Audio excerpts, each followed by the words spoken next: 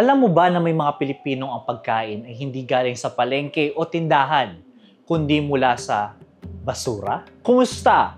Ako si Jello Leonora at welcome sa Wayback Wednesday, kung saan pag-uusapan natin ang mga pangyayari at mga bagay-bagay sa ating nakaraan at kasaysayan. Kung bago ka sa Wayback Wednesday at nais mong mapanood ang iba pa naming mga video, maaaring i-like at i-follow ang page o channel na ito. Tara! Pag-usapan natin kung saan nga ba nagmula ang pagkain na pagpag.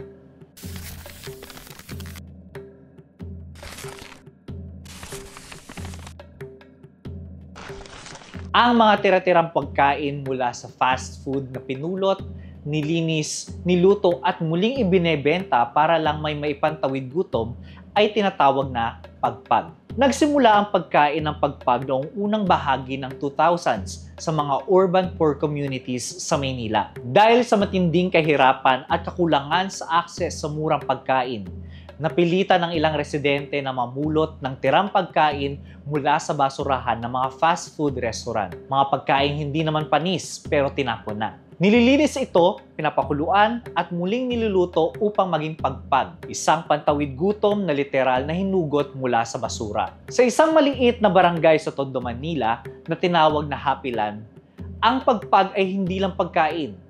Ito na ang kabuhayan, kaligtasan at minsan ang tanging pag-asa ng mga residente. Ayon sa datos ng National Economic and Development Authority o NEDA, sapat na raw ang 64 pesos bawat araw para sa pagkain ng isang hindi mahirap na Pilipino. Pero sa Happyland, isang supot ng pagpag na nagkakahalaga ng 30 pesos ay sapat na sa isang buong mag-anak. Isang realidad na malayo sa ideal na nutrisyon.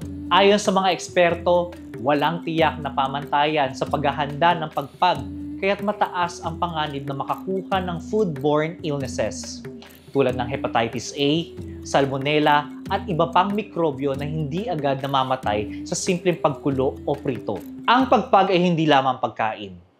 Ito ay simbolo ng desperasyon, kahirapan at ang kawalan ng sapat na suporta para sa mga pinakanangangailangan. Sa bansang sagana sa likas na yaman, bakit may mga Pilipinong ang tanging laman ng tiyan ay ang mga tira-tirang dapat sana'y itinapon na?